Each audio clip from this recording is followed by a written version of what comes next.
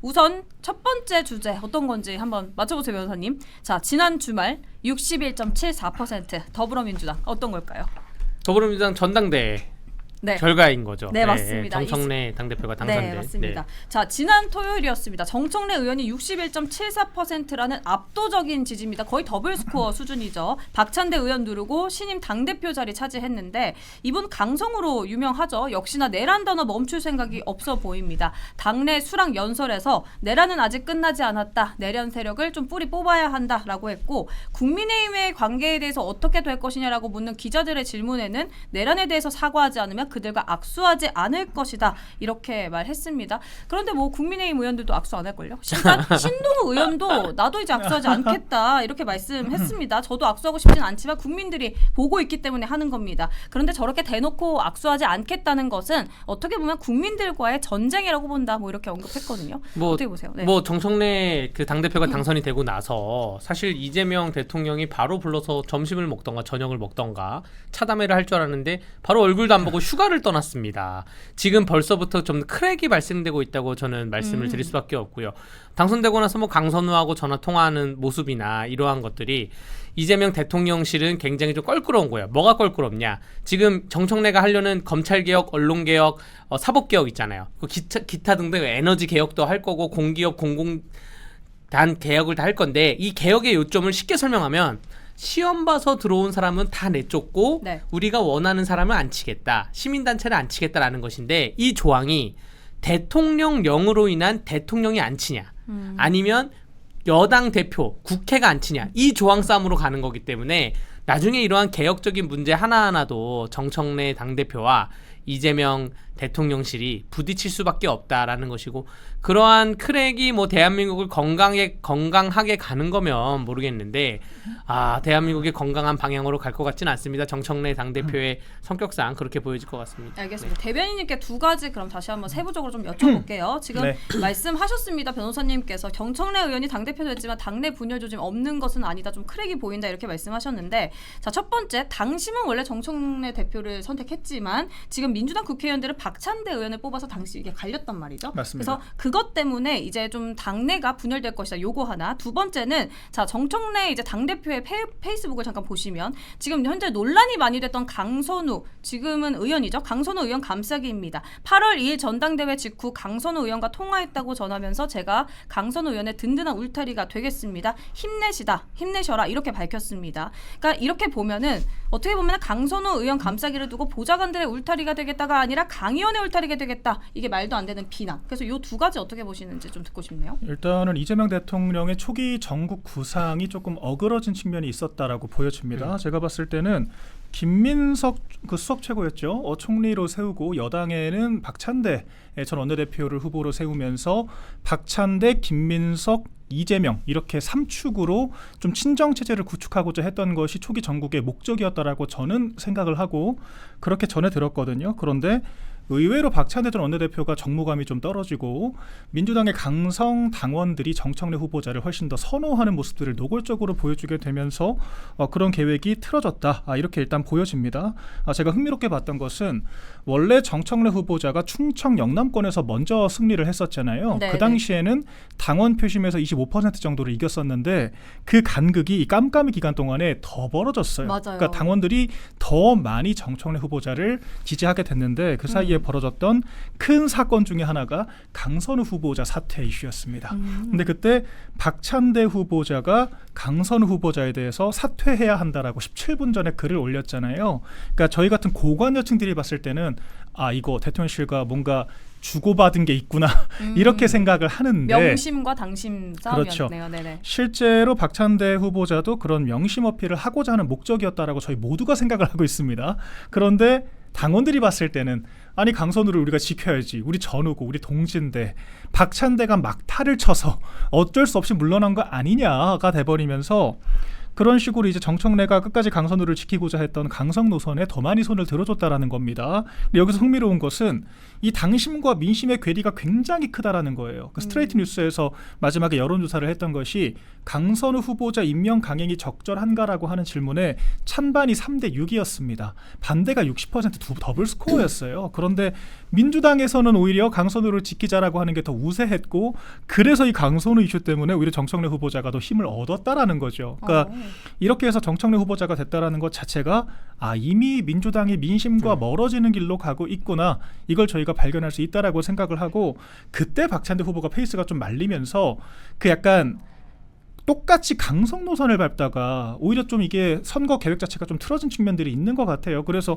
아니 기왕 강성일 거면 정청래를 뽑고 말지 뭐하러 강성 박찬대를 뽑겠느냐, 이제 이런 또 당원들의 생각도 있었을 것 같고, 그런 측면에서 이제 민주당이 이 민심과 괴리된 행보들을 어떻게 보여주느냐에 따라서 국민의힘에게 또 모멘텀이 될 수도 있고요. 또한 당내 갈등뿐만 아니라 당정 갈등이 좀 촉발되는 계기가 될 수도 있다라고 봐요. 그리고 어제 정청래 그 대표가 적을만 올린 게 아니라 다 보셨겠지만 삭제했어요. 그렇죠. 박찬대 의원에 대해서도 그러니까 박찬대 의원을 비난하는 페이스북 게시물을 공유를 하면서 네. 정치인의 자기 객관화는 힘들다 이렇게 저격을 했습니다. 네, 그러니까 깜도 안 되는 인간이 나와가지고 약간 이런 뉘앙스였어요. 그래서 네. 논란이 되니까 바로 삭제를 했거든요. 이런 좀 비하인드들을 봤을 때는 앞으로 민주당의 당무가 참 기대가 되는 바이다.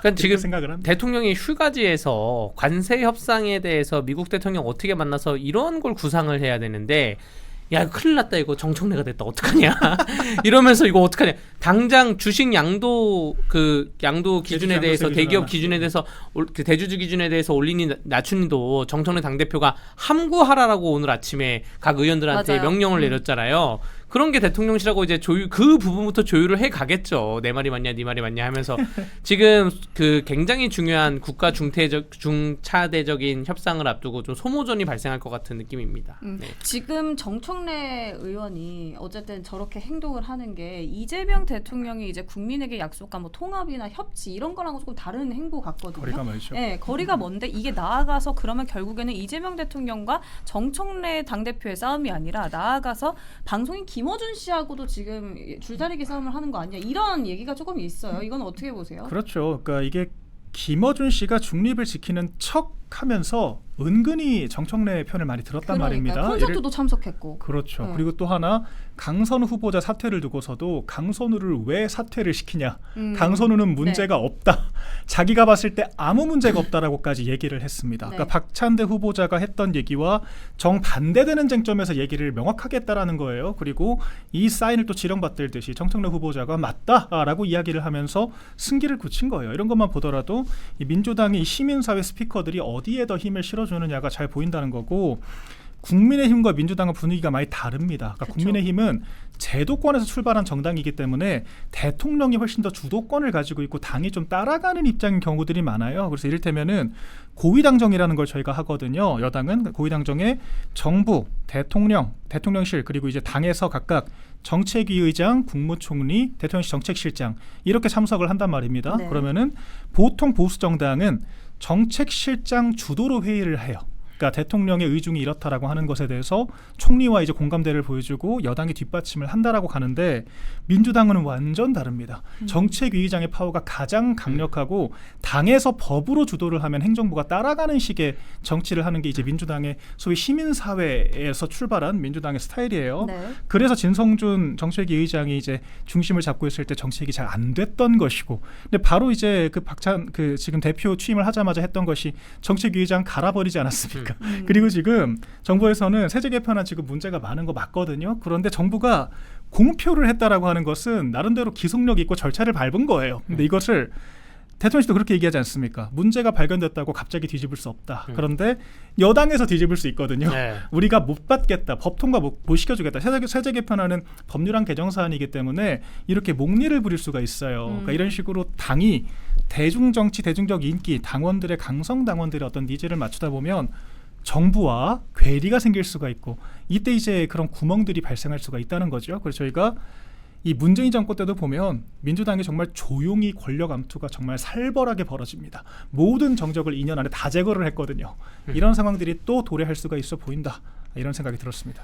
알겠습니다. 자, 정청래 대표가 선출 직후에 이렇게 말했습니다. 국민의 뜻을 우선으로 삼겠다. 그 정청래 후보의 정자가 나라 정자거든요. 그러니까 어떻게 보면은 나라를 생각하고 이제 국민의 뜻을 삼겠다. 뭐 이렇게 언급한 걸로 보이지만 그런데 실질적인 행보는 과연 국민의 뜻을 우선으로 삼는 그 분이 맞는지 뭐 아시겠지만요. 그런데 지금 어떻게 보면은 보수 지지자분들도 국민이고요. 그리고 보좌관분들도 국민입니다. 그런데 국민 뜻을 진정으로 이제 모르시는 건지 특정 인물을 중심으로 이렇게 정치를 하는 게 국민의 뜻을 생각하는 정치는 아닙니다. 그런데 지금 강선우 후보자를 굉장히 감싸고 보좌관을 생각하는 보좌관의 든든한 울타리가 되겠다는 말은 없고 강선우 후보자, 당시 후보자를 이제 지키는 울타리가 되겠다 이렇게 말하고 있습니다. 어쨌든 국민을 붙일 때는 뭐 국민의힘도 똑같습니다. 민주당도 똑같고요. 국민을 붙이는 정치는요 정말로 모든 국민들을 통합하고 아우르고 협치를 생각하는 정치인이 국민을 오로지 말할 수 있다 이렇게 말하고 정리하고 가겠습니다. 자, 두 번째는 오늘 가장 또 이 핫 이슈였던 세제 개편안입니다.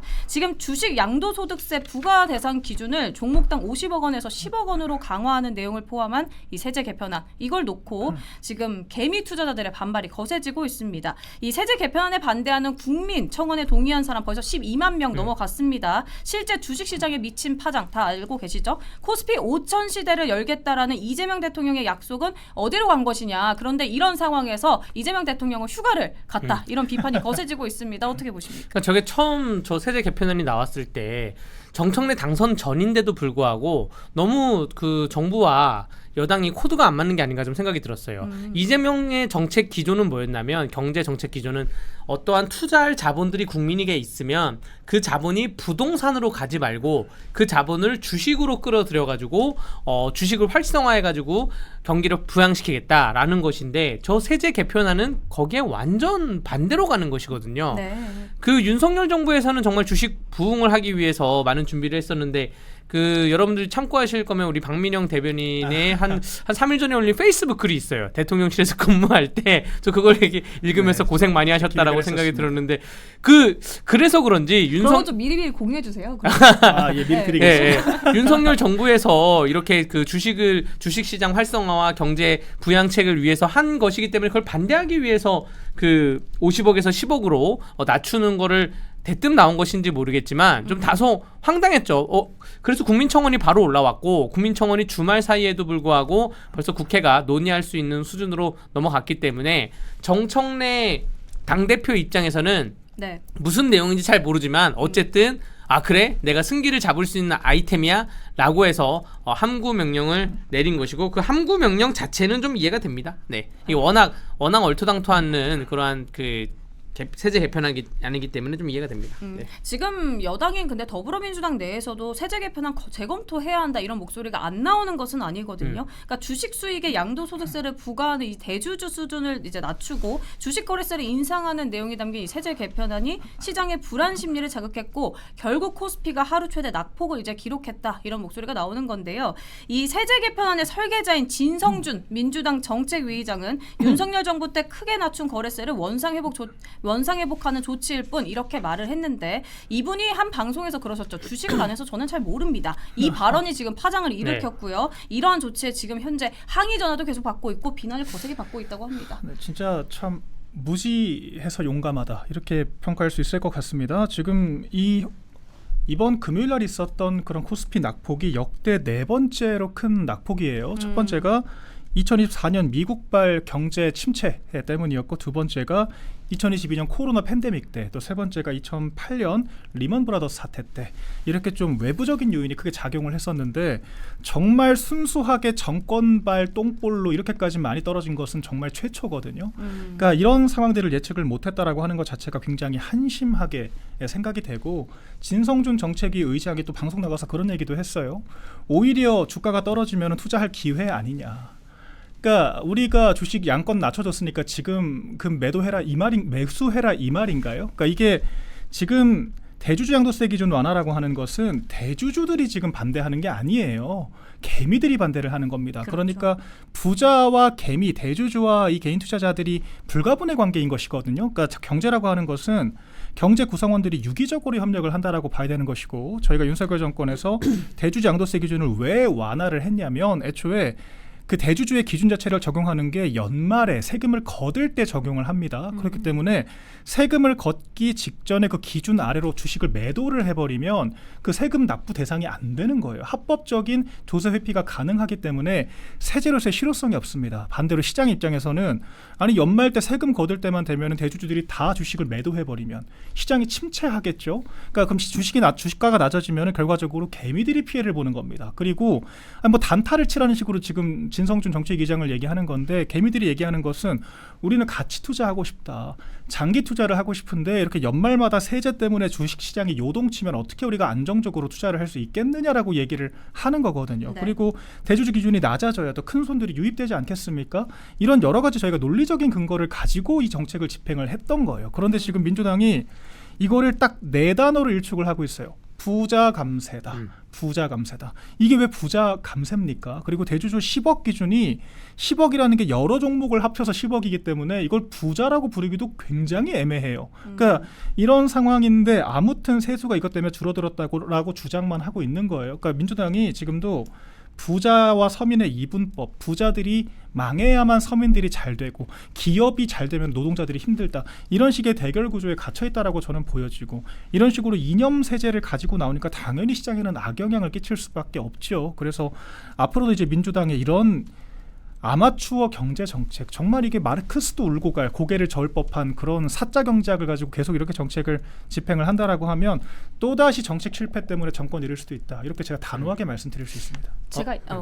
제가 예전에 그 대변인님한테 그거 네. 여쭤봤잖아요. 민주당이나 이제 진보 지지자들 사이에서 그 국민의힘 하면 이제 부자감세라는 그 타이틀이 따라온다 이렇게 그렇죠. 했잖아요. 그 부자감세 이제 말씀 중에 나와서 그런데 그 부자감세라는 타이틀에 대해서 설명 좀 해주세요. 왜 그렇게 생각하는 거에 대해서 우리가 어떻게 반박할 수 있을지. 그러니까 애초에 좌파들이 생각하는 그 마르크스 경제학의 기본 기치가 근데 마르크스는 유물론자거든요. 마르크스도 제대로 이해 못한 게 좌파들이에요. 근데 좌파들이 주장을 하는 것은 결과적으로 기득권과 피기득권의 대결 구도를 얘기하는 거거든요. 피기득권들이 연대해서 투쟁해서 기득권들을 타파하고 평등한 사회를 만들자. 모든 사고 회로가 여기서 출발을 하는 겁니다. 그런데 우리가 이를테면 법인세를 가지고 얘기를 해보자고요. 법인이라고 하는 것은 사람이 아니거든요. 재벌 개인이 아닙니다. 우리가 삼성전자의 법인세를 걷는다라고 했을 때 삼성전자가 재벌인가요? 회사거든요. 삼성 내 이건희 일가의, 그러니까 지금 이재용 일가죠. 주식의 보유고가 1%대밖에 되지 않아요. 그럼 나머지 99%는 다른 대주주, 일반 개인 투자자, 근로자들이 다 같이 가지고 있는 겁니다. 그렇기 때문에 삼성전자에 1% 과세를 하면 그것을 재벌이 납세를 하는 것이 아니라 모든 근로자 주주들이 같이 납세를 하고 조세 전가 현상이 발생을 하게 돼요. 그리고 그 세금 때문에 OECD 평균 법인세가 22%거든요. 우리나라가 24%입니다. 그나마 윤석열 정권 때 25%였던 것을 OECD 평균까지라도 맞추자. 그래야 해외로 도망간 우리 기업들을 리쇼어링을 시킬 수 있을 거 아니냐. 우리 기업들이 다시 우리나라로 와야 우리나라에서 일자리 창출도 하고 주식시장도 부흥을 할 테니까 3% 낮추다고 했더니 민주당이 안 된다. 부자 감세다. 반대해서 저희가 1%로 합의를 본 거예요. 근데 지금 그마저도 다시 1% 올려서 원복하겠다라고 하고 있는 거거든요. 그러니까 이런 게 정말 무식한 사고라고 제가 말씀을 드리는 겁니다. 그러니까 대주주한테서도 마찬가지고 기업이 망하면 근로자 주주 모두가 피해를 봅니다. 그리고 재벌과 부자에게 과세를 하고 싶으면 법인세를 과세를 할 것이 아니라 소득세 과세를 해야죠. 그러니까 명확하게 소득세 우리 5억 이상부터 다 똑같이 내거든요. 이런 것들을 구분을 세분화할 수 있는데 그런 것들은 표 떨어지니까 엄한 기업들만 계속 건드는 거예요. 그러니까 이런 식의 비겁하고 관념적인 이념 정책을 펼치고 있다. 근데 왜 저희가 힘드냐면 제가 방금 한 3분 설명드렸잖아요. 네. 민주당은 부자 감세 그냥 무식하게 네 글자 얘기한 것이지만 저희는 이렇게 구구절절 설명을 해드려야 되거든요. 네. 그래서 사실 이렇게 정론을 추구하는 게 힘들다. 항상 이게 저희의 논리로 이제 대하시니까 그러니까 뭐 변호사님 얘기 들어볼게요. 논리 말고 뭐 쉽게 설명하자면 어제 서울경제 보도에 이런 게 있습니다. 진성준 장남도 국내 장을 떠났다. 미국 주식 비중 75%로 수익. 그래서 뭐냐면 진성준 의원의 와이프가 있는데 와이프는 한국 주식에 투자했다가 손실을 받고 장남은 한국장에 있다가 떠나서 미국장으로 가서 그 수익을 얻었고 뭐 이런 거예요. 그러니까 진성준 본인은 난 주식 안 해. 주식으로 세금 물려도 나는 상관없어. 나는 주식이 뭐 시장이 요동쳐도 내 인생은 변화가 없어. 하지만 알고 보니까 본인의 아내와 아들은 재산 가치의 변동이 있었던 것이죠.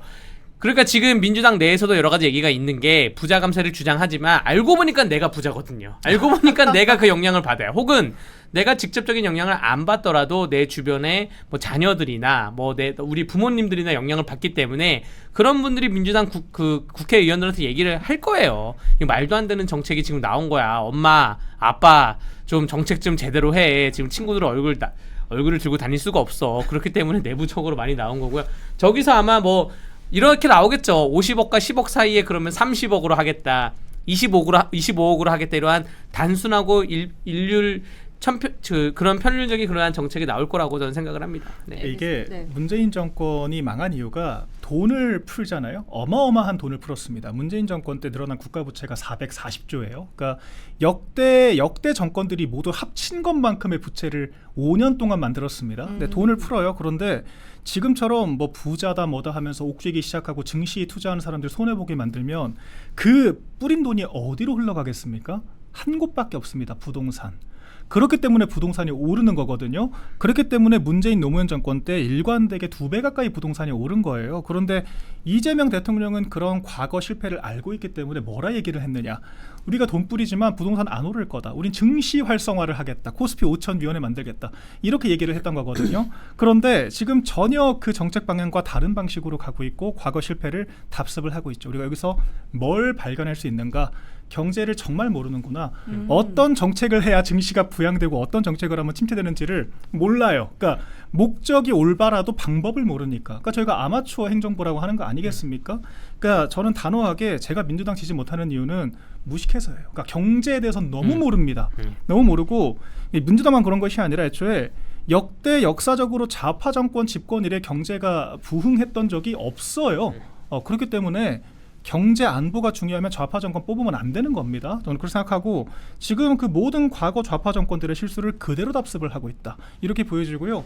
진성준 그 가족이 그 미국장만 산 것이 아니라 부동산도 사서 대단한 차익을 얻었다라고 지금 전해지거든요. 구독자분들이 댓글에 말씀하시네요. 네. 대출 받아서 부동산 투자했다. 그렇죠. 네. 그러니까 기득권 좌파라고 하는 게 사실 형용 모순인 거예요. 좌파들은 개혁을 해야 되고 투쟁을 해야 되는데 본인들이 가장 기득권 세력이고 부동산 수십억씩 가지고 있는데 투쟁을 왜 합니까? 자기들의 이권 중심으로 움직일 수밖에 없는 거죠. 이제 그런 식의 사고를 했을 때는 민주당은 참 좌파하고 능력도 없지만 기득권인 이런 아이러니한 모순적인 존재가 됐다라고 보여집니다. 알겠습니다. 부자 감세에 대한 이제 뭐 반박은 이제 대변인께서 잘 해주셨으니까 그 법안 상정 이제 하나만 좀 여쭤보고 넘어갈게요. 윤 전 대통령이 거부권을 행사했죠. 양곡관리법과 농안법 그거는 이제 국회에서 통과됐습니다. 오늘 노란봉투법 이제 방송 3법이 문제인데요. 더불어민주당이 방송 3법 우선은 이제 오늘 오후에 국회 본회의 상정하면서 국민의힘이 필리버스터로 이제 맞받아 쳤습니다. 하지만 이제 무제한 토론을 하더라도 24시간 지나면 표결을 통해 종결할 수 있기 때문에 이 방송 3법의 경우에는 하루 넘게 지연되기는 어려울 거란 분석이 많고 그러면 이제 단일 법안이 노란봉투법이 어떻게 되는 것이냐 이게 조금 더 주목인데 이게 어떻게 될까요? 통과될 가능성이 높겠죠? 통과되겠죠. 사실 이 노란봉투법에 대해서 경제 6단체가 지난달에도 환노위 그 여당 간사들을 직접 만나서 좀 지연 좀 해달라. 너무 다급하게 할 필요가 없다. 우려사항들을 전달을 했습니다. 그때 여당 내에서도 나름 공감대가 있었다고 해요. 그런데 갑자기 왜 이렇게 급박하게 선회를 했는지 잘 이해가 안 됩니다. 더군다나 지금 관세 협상이 저는 폭망했다라고 생각을 하거든요. 네. 그러니까 한미 FTA가 무력화가 됐어요. 원래 우리나라가 0%를 받던 것들을 획일적으로 15%가 조정이 됐기 때문에 결과적으로 현기차가 매년 5조 이상 손실을 볼 수 있다라고 지금 분석을 하거든요. 그런데 그 기업들이 이런 안 좋은 결과를 얻기 위해서 또 수백조 투자를 정부와 협약을 했단 말입니다. 그러니까 자기 돈 들여 투자도 하고 관세 폭탄도 맞고 더군다나 지금 내부에서는 민노총까지 떠받들고 살라고 얘기를 하고 있는 거거든요. 노란봉투법이 참 모순적인 게 불법을 합법화하는 거예요. 불법행위를 하더라도 불법쟁이를 하더라도 손해배상 청구하지 말라는 겁니다. 그래서 전 이해가 안 되는 게 그럼 불법의 요건을 바꾸면 되잖아요. 불법이 아닌 것으로 혹은 그러니까 그런 식의 좀 조정할 수 있는 방식들이 있는데 하청 기업들도 본청을 상대로 또 쟁의를 할 수 있도록 하고 그런 것들도 손해배상할 수 없게 만들면 이게 기업이 예측 가능한 경영이 되겠습니까? 그러니까 오죽하면은 이 400여 개 그 기업들의 대표인 유럽 상공의회에서도 이런 식이면 우리 나갈 수밖에 없다라고 얘기를 하고 있잖아요. 그러니까 이런 식의 악법들이 지금 무더기로 통과가 될 우려들이 있는 것이고 기업들이 삼중고 내후 회원 상태에 빠져 있기 때문에 경영 못할 것 같거든요. 법인세도 높인다라고 하는데 우리나라에서 기업 활동을 왜 하죠? 지금 GM 같은 경우에는 2028년부터 나간다라고 하는 찌라시 벌써 돌고 있습니다. 우리나라에서 떠난다고. 네네. 예, 이런 상황에서 어떻게 근로자들은 먹고 살 수 있으며 아니, 기업이 없으면 근로자가 있나요? 민노총이 있나요? 누구에게 기생을 할 겁니까? 아니, 그리고 개인 투자자들도 결과적으로 기업이 펀더멘탈이 성장을 해야 그게 안정적으로 증시가 부양되는 건데 돈 뿌려가지고 거품 이만큼 끼면은 그 거품이 공매도 세력에 붙는 거거든요. 그리고 결과적으로 또 거품 꺼지게 되어 있습니다. 결과적으로 다 개미 뜯어먹는 식의 방식인 건데 어떻게 이런 식으로 무지하게 정책을 할 수가 있는가. 그러니까 참 문재인 정권도 출범하자마자 기억하실 거예요. 최저임금 1만 원 정책한다고 25%씩 최저임금 늘려버리고 공공기관 81만 명 뭐 일자리 창출한다, 탈원전한다, 다 폭망했거든요. 그래놓고 마지막에 선택을 한 게 검찰 개혁한다고 검찰 악마화하다가 정권 상실한 거예요. 똑같은 전철로 가고 있습니다. 뭐 이걸 쉽게 설명드리면 이거예요. 우리 아이가 놀이터에서 옆집 아이한테 맞고 왔어요.